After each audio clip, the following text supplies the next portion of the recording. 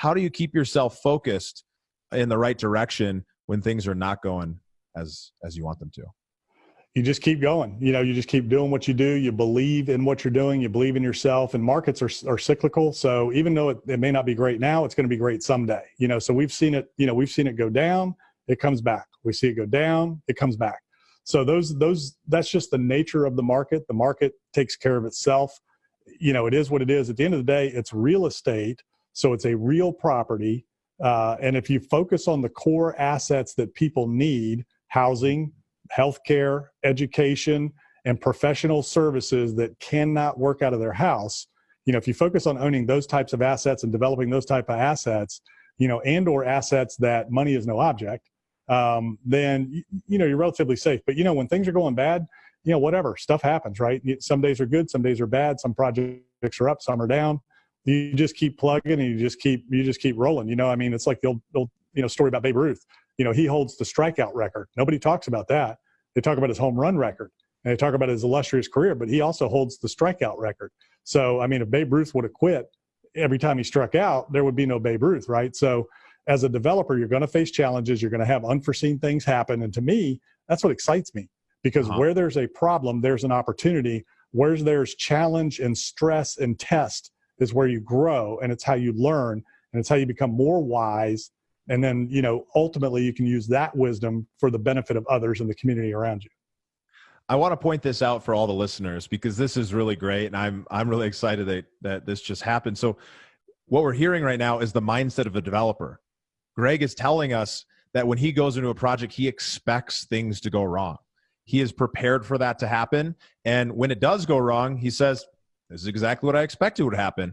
And I'm going to continue to move forward. I'm not going to let it knock me down, because it's exactly what I thought was going to be there. I'm actually going to get excited. I'm going to try to change that viewpoint. Rather than being upset, I'm going to look at this as an opportunity to learn and grow and move forward. And clearly that is why Greg has been able to do so many deals and have so much success. Yeah, and it's not only development, but it's business as well. Whether you're buying a company, building a company, whatever you're doing, or you're doing real estate and development, you're working with imperfect people, imperfect materials, in an imperfect world and environment, trying to create perfection. So there's a big distinction I want to make. I expect the unforeseen, and I expect things unknown to surface, but I don't plan for it, and I don't envision it and plan for it in a way that it can hold you back or trip you up. I just know, man, there's no way we can account for everything. There's no way that I can know everything. I don't know that it's going to snow 30 days or one day. So I can plan for a couple of weeks of weather delays, but not 30 days. That, you know what I mean? So when that happens, hey man, go play in the snow, have fun, and it is what it is. So so you can't plan for a lot of things, but when they happen, you deal with it and you move on. I had a house that I just completed one time that I was flipping, and I went to check on it. It was in the winter. It was 15 degrees, and it was an older house. And I'm like, and I'd gutted it, redone it. And I'm like, I just want to make sure this pipe doesn't burst, whatever. So I go the night before. They'd just finished the floors. I went in the next morning, and to make sure the floors were dry. So I go around the back of the house and I hear water pouring out of it. And I got my whole family with me, and I hear water pouring, water. And I'm like, uh-oh, pipe burst. So I go around the back. I see water pouring out of the house. So I go in the house, and then there's water just pouring out of the sink. So I go down in the basement to shut the water off, and the basement has 6 inches, 8 inches of water in it. Brand new carpet, doors, everything, ruined it all. Right. Mm-hmm. So what are your choices at that point? Jump up and down and scream and yell and kick walls in and throw a fit?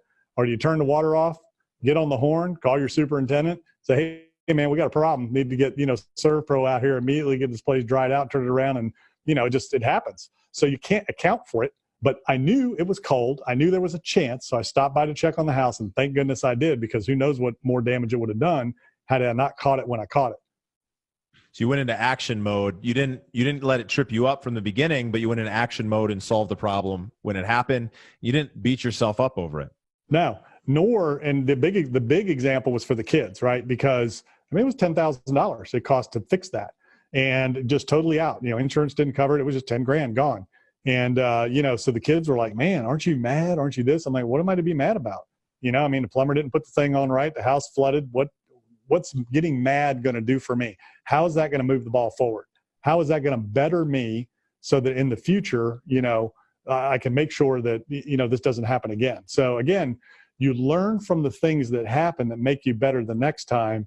And you just understand, man, when you're doing those reps, there's going to be a little pain sometimes along the way, and there's going to be a little pain afterwards. But the benefits of those reps are immeasurable, lifelong lessons. Yeah. Well, it's really easy to get tripped up in that kind of a moment like that. I've had projects that have gone the wrong way. Things didn't go as planned. And, I actually have a project exactly like that. We closed on it and the homeowner shut off the heat, and it was negative 14 degrees in Minnesota. Long story short, 3 floors of water were running down after it thawed when it actually got warm out. And, it sucked. It was a lot of damage. We had to gut the whole place. But, when it happened, we just looked at it and said, hey, well, what can we do here? Like, you can't change the situation. It's already happened. Right. Really move forward. Yeah. When the building's on fire and it's blazing and there's people in there, you don't sit around and figure out what's going on, who did what or how. You go in and you get the people out and you put the fire out. Like you said, you take action. Maybe that's some military stuff. I don't know, because, we did that drill over and over and over. Fire in whatever section, you go to your station and you take action. You don't sit there and figure out who's responsible, what's going on, and throw a fit. You take care of it and then you move on. I feel like it's such a good reminder, Greg, because, this happens in everything in life. And, even though I have the same mindset of you on that moment, I fall out of it, emotions get over me and, something happens, you want to react, but it's just, sometimes you just need to hear it again and again and again. And from this perspective, I appreciate you sharing that.